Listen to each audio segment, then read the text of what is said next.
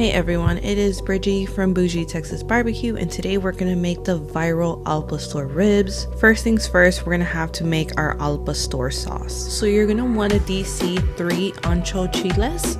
Don't worry, I'm gonna have the full ingredient list down below in the description. And you're gonna want to Deseed 12 guaillos chiles. Pretty sure I said that right. If I didn't, I'm sorry. Now we don't want any seeds because they're, one, a little bit spicy, and two, they give like a bitter taste, so we don't want any of that in our sauce. The ancho and the guaillos are like the main ingredient in al pastor sauce, but we're gonna need a few other ingredients. Everything you're gonna need is gonna be down in the description. I promise this recipe is a must try and you will be addicted, so don't forget to save. Okay, so first things first, we're gonna toast some of our peppers. The aroma can be a little strong, so you might need to open a window. Next, we're gonna add some water and our dried ingredients, and we're gonna let that cool. Grab a blender and add about 6 ounces of pineapple juice. Add your peppers and all your dried ingredients along with that chile broth. Now that's just the water that your chile is cooked in, along with some tomatoes, onions, and garlic, and we are going to blend all that up. There are some ingredients y'all didn't see, so make sure you check it out in the description. I cannot stress that enough. You need additional ingredients. The al pastor sauce is probably the most important step, but now we get to prep our ribs. So the easiest way that I remove the membrane is just kind of lifting it up with a fork and then grabbing a napkin and pulling it off. I've been very successful this way. Keep your ribs face down and go grab a strainer, and what we're going to want to do is pour that al pastor sauce through the strainer and getting all that liquid onto the ribs. We want our ribs saturated, I mean drowning in al pastor sauce. Now the reason why we're straining it is because that chile puree is very, let's say, bitter. It kind of gets caught on the back of your throat, so that's why you don't include that in your al pastor sauce. We just want the liquid, that's it. Okay, enough of that. Now we're going to go ahead and marinate these ribs overnight, face down. Okay, it's officially the next day. These ribs should roughly take about 5-ish hours. The smoker I'm using today is the new Oklahoma Joe's Tahoma 900. And I'm filling it up with mesquite charcoal and wood chips for that authentic Tex-Mex flavor.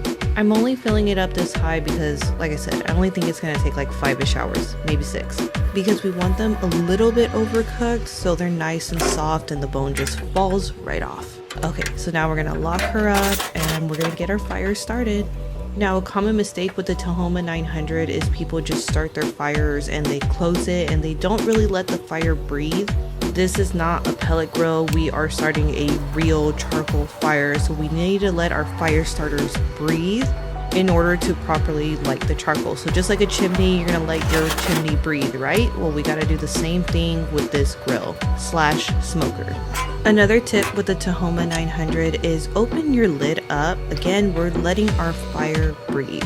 Now we're going to go ahead and set our temp to 250 degrees to kick on the fan, and it's also going to help our fire. I usually let my Tahoma 900, I want to say like 20 minutes preheating. 20 to 30 minutes have been the most successful. So my friends at Trompo King, they make a great trompo and they also make some really good al pastor seasoning. Now this step is completely optional. You can just do like any all-purpose seasoning, but make sure you add some along with some black pepper because we want our ribs still to look like ribs, so we want that pretty bark. But they're gonna taste like al pastor because they've been marinating all night in the sauce, but we still want a pretty bark because remember guys, we eat with our eyes, not just with our mouths. I'm pretty sure everyone can agree. Okay, and the next steps are pretty easy. We're gonna cook these unwrapped for 2.5 hours. But because they have the al pastor sauce, we'll need to check in on them and probably spritz them because we don't want none of that sauce to burn. Alright, so we're just gonna probably check on them in an hour. We're gonna just let them do their thing. And just a quick shot of the Tahoma because it's such a pretty day outside and she looks so pretty. Okay, it's been 1 hour and just as I suspected, they need to be spritzed. So I'm spritzing them with 1 part pineapple juice, 1 part apple cider, just to help build that pretty bark and get that nice pineapple flavor in there that we want. Now, again, with the al pastor sauce, we don't want it to burn, so you need to saturate the shit out of these ribs. It's only been an hour in and these seasonings are not moving, so don't be scared to saturate the shit out of them. Alright, now we're gonna let them smoke for 90 minutes undisturbed. 90 minutes have officially passed and now it's time to wrap. Normally ribs are wrapped with honey, butter, and brown sugar. Well, this time we're gonna wrap them with more al pastor sauce and pineapple juice. You can even add crushed pineapples, but I just didn't want to, so I'm just using pineapple juice. And I totally forgot to add al pastor sauce before I pulled the ribs off, so I'm gonna lift them up and add some to the bottom. And we are going to want to saturate the shit out of these ribs with al pastor sauce and pineapple juice. And just to add, I used 2 pieces of foil, so we're gonna do like a Texas crunch to these ribs. You can also use butcher paper. I just prefer foil. Either way, this recipe will work with foil or butcher paper. It really doesn't matter. Just make sure that they are saturated. I cannot stress that enough. Because we want them to remain super juicy without burning, and we want a pretty color. Now, I'm about to make a mess, trying to keep all the juices inside, but knowing me, I'm probably going to spill it.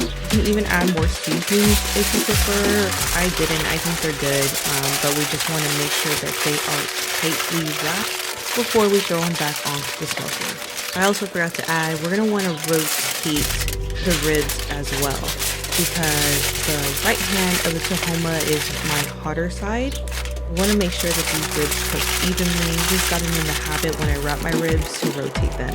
Just wanted to notate that. So go ahead and smoke these for another hour face down, and then we're going to face them up. What we're going to do is we're going to apply the boat method. Highly recommend using heat-resistant gloves, some tongs, anything to prevent your hands from burning. Because I'm telling you, this step, they are freaking hot. But as you can see, the bones are already protruding, and that's okay. We want to slightly overcook these. Now, when I say overcook, that means like the bones are falling off. The bones shouldn't fall off technically in the barbecue world, but keep watching. I promise they are not dry. Now, to help create a beautiful bark, we are going to basically baste them with some pineapple juice and a little bit of honey. Because I'm just a sucker for sticky ribs, so I'm just gonna add some honey.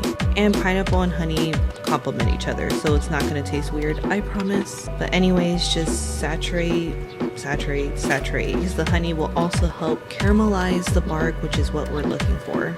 And we're going to place them back onto the smoker for another hour. And I can't wait for y'all to see the results, because I'm telling you guys, I was addicted after making these. And just a quick close-up, look at them. They're so pretty. And with Memorial literally being around the corner, I promise you guys, this is definitely a crowd pleaser. But anyways, make sure you rest them properly. I would recommend 30 to 40 minutes before you begin to slice. Now that our ribs are properly cooled, we're going to slice. Now I'm finally going to shut up because I've been talking this whole video, just so you can enjoy the slicing part, because it's almost therapeutic. I'm pretty sure most of y'all can agree.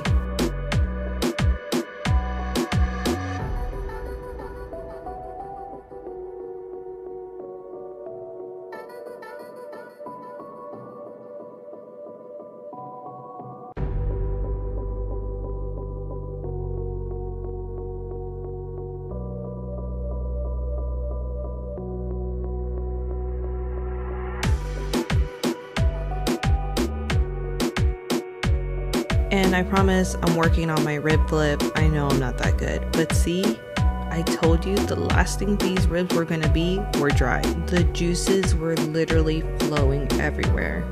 And don't worry, you know I'm gonna give y'all guys a close-up. And I don't like squeezing my meat. I've never been a meat squeezer, as funny as that sounds. I just do like a little baby squeeze just so you can see the juices. Now, besides them being juicy and tender, the smoke ring was on point. If you can't see it, don't worry, I'm about to do a close-up. I just have to slightly adjust my camera and super close-up in 3, 2, and 1. See, I told y'all. And even the bark is on point, guys. Well, that pretty much wraps up this video. I really hope y'all try this recipe out. If y'all do, let me know in the comments. You can also leave me a review on how you like this video. And don't forget to enjoy your rib taco. Till next time, guys, enjoy. Oh yeah, don't forget to like and subscribe because it's hard out here for the barbecue ladies. Bye.